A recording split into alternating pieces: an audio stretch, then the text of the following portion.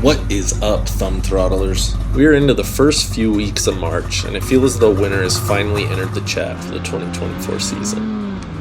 This year's been rough. We've experienced a few cycles of dumps, followed by warm, wet weather, washing a lot of it away. It hasn't been isolated to my riding areas around the borders of Washington and Idaho either. To the west, the Cascades have felt all the same woes. To the east, I was hearing rumors of Kosterky canceling some of his early season riding clinics. And to the north, we saw Muskoka departing the Graceland of Revelstoke in search of snow as far north as Alaska. The season's sediment isn't purely perspective either. October through January snowfall for the Cascades clocked in at their lowest level since 1976. That means the last time we had snow this poor, the Bee Gees in Chicago were at the top of the charts, and Robert De Niro's Taxi Driver and the third adaptation of A Star Is Born was playing in theaters. Yeah, I guess that's been remade like 4 times. Hey! I just want to take another look at you. Anyways, it's been a rough year, and I hope you've been checking in on any and all of your friends, and especially if they pre-ordered or snow-checked any of the other brands' 2024 models, because those guys' old sleds are now worth like dog kibble, and they haven't logged any off-trail miles without a few broken A-arms. So check in on your friends. Mental health is real. Unless they're on like a Mountain Max or have a GGB mountain can. Those guys. For me, the season's been alright. It's actually my first year riding on my own sled with my own gear, and I've been lucky enough to get out and ride the weekends that the flurries flew. Because like I mentioned before, the freshies never stuck around for long. I picked up this 2022 Chaos around November before the used sled market completely dropped off the cornice, and I got a bunch of Black Friday deals on nearly all my other gear. The Tobe, or To Be Mono, is like 60% off online, and I stopped by an awesome 50% off all things 509 at Westside Powersport, where I landed the double boa boots, a carbon fiber helmet, along with a few pairs of gloves. After the first trip, I realized the need for Avi gear and ended up paying full price for a BCA E2, a Tracker S, a probe, and a shovel, but I digress. As I've mentioned in some of my other videos, the bar for entry in this sport is very high, and with the Cadillac and gas money spent, I was hoping for a better year than this. I didn't get my first ride in until January, which was very disappointing. With the sled and all the new gear, I was chomping at the bit to get on the snow, but Mother Nature was not at all concerned about my investment to Brop. If I remember correctly, there was a weekend in October that some of the Facebook group flaunters made some tracks, but that opportunity was short-lived, and I was unable to line up anybody to ride with that weekend. Being new to the sport and like 35, possibly the largest hurdle to cross is finding a reliable group to ride with. At the beginning of the season, no one in my close circles was interested in the sport, and hell, even if they were between work, soccer practice, and dance recitals, I can rarely count on them to be available, on time, and ready for a Sunday brunch, let alone packing up snowmobiles and gears to meet in the parking lot of a Best Harvest Foods 2 hours away at 6 in the morning on a Saturday. More difficult than finding people to ride with is finding reliable riders at a similar skill level and interested in sliding around some of the same terrain as you. At the beginning of the season, I did what was suggested. I introduced myself to the Facebook groups and actually made a few connections with other guys that seemed interested enough to spend a Saturday with, but typically we were all new. We were looking for people to ride with, and what we were missing was someone with experience and knowledge of the sport and the area to get us started. I've been around motorsports enough that I knew my aspirations were off-trail, but even within that category, there's a wide spectrum of riders, and I can understand how taking the risk of picking up a new guy and finding out that he can't even get through the zone before the zone isn't at all appealing for a guy who's capable and needs to make the most of his 1 day a week to shred. I guess to make a long story a bit shorter, nothing for me came to fruition from Facebook groups, and I was lucky enough to hook up with a group of guys I knew from high school. I posted a couple pictures of my sled to my stories, they commented, it started a conversation to ride, and I pursued that with vigor. From that group I was introduced to Chris, who I'm riding with today, and feeling like my group will just be able to grow from here, now that I've got my foot in the door. So back to January, I found the friends, I had the gear, we made a great day of riding outside Trestle Creek. The snow level had made its way down to the parking lot, and for the progression of a new rider, the day was perfect. We started off on the trail, progressed into some single track, and we spent the better part of a day on a good foot of powder over Moose Lake. You should be able to see a link to that video here or below in the details. After Trestle, things got interesting outside of Burke. On my second ride, we got into some snow, which looked a tad bit better than it actually was. It was a freezing cold, like negative 15-degree day, and I caught a stump under the snow, which pretty well exploded the left side of my sled. Luckily, I got away without wrecking the bulkhead. I made a full video of that experience, as well as a rebuild process. You can catch those links below in the details. Between my second and third ride of the year, we had a long stretch of no new snow, as well as the birth of my first son. So I thought my season was pretty well over with. But I've been putting in the time and effort to take care of my new baby boy, and management has taken notice and given me a free pass for the weekend. So the dream continues. It's early March and I've been able to use my network of old and new friends to make it into the mountains at the heart of the Idaho Panhandle. The snow's still blah, but it's unlike any of the other days I've experienced this year, which allows me to practice new skills in new conditions. And it's still far better than a day in the office. I wouldn't say we've made it into full superhero snow yet, but today we're right on the border. And I have to mention, it shows up in the video far harder than it felt while we were on the slopes. If it had been late November or early December, this would have been an excellent base for winter. With the snow being harder than anything I've experienced up to this point, it was definitely a different feeling getting the sled on edge. And you can see I'm struggling with that a few times throughout the day. With the harder snow, the sled's edge doesn't sink down as far as it would in deeper, softer snow, and it feels as though it gives you less of a base to balance on, like standing on one leg. It was also harder for me to initiate the side hill, and you can see I'm getting a little overzealous and start to manhandle the sled into the position I want, which can be exhausting.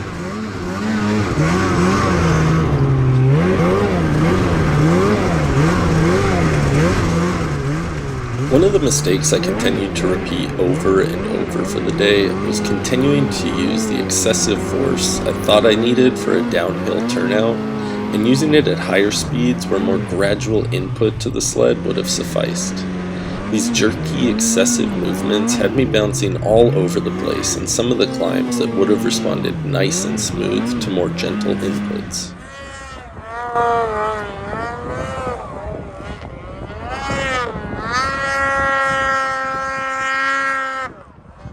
This was definitely my best little get up of the day, and it really opened my eyes towards what these machines are capable of.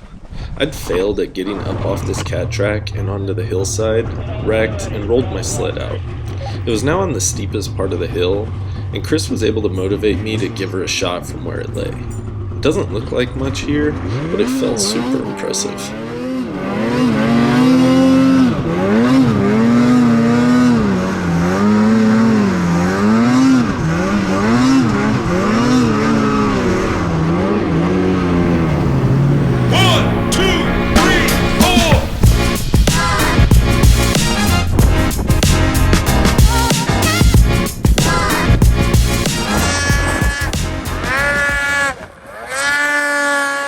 One of the funnest things I worked on throughout the day was foot placement in the side hill.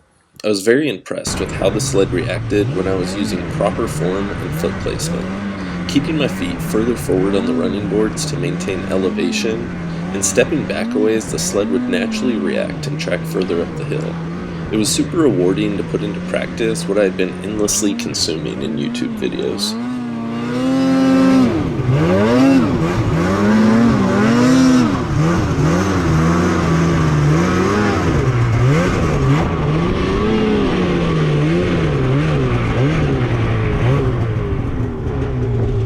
Hell yeah, dude!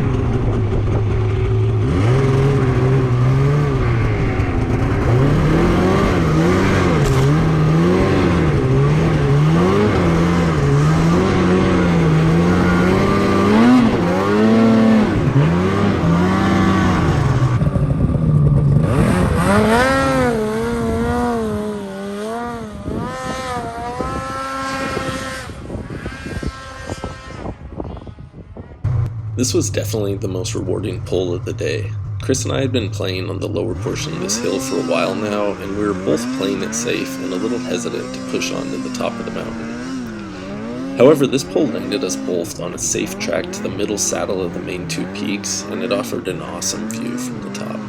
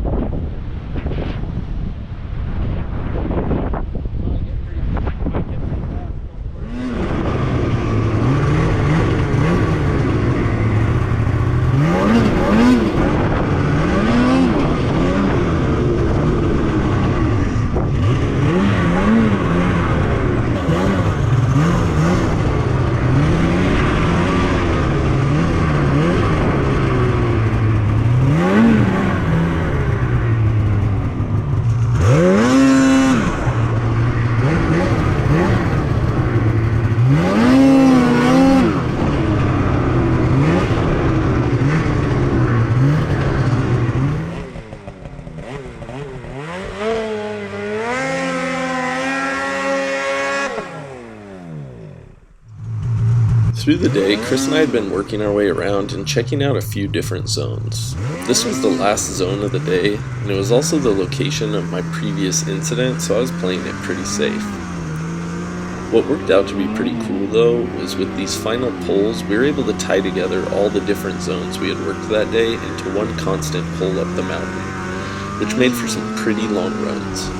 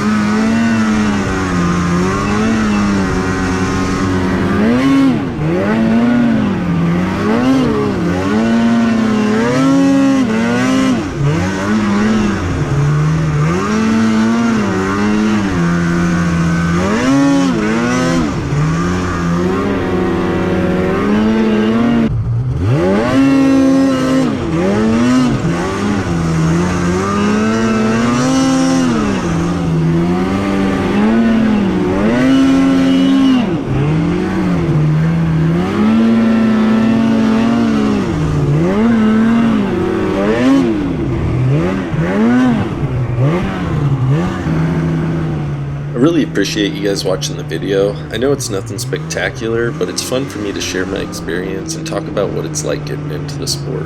If you found some enjoyment in it as well, I always appreciate a thumbs up or a subscription, and I'm happy to answer any other questions or areas I might not have been so clear about in the chat. I'm hoping this isn't my last snow video of the year, but if it is, we still have dirt scooters, maintenance videos, and lake life ahead of us.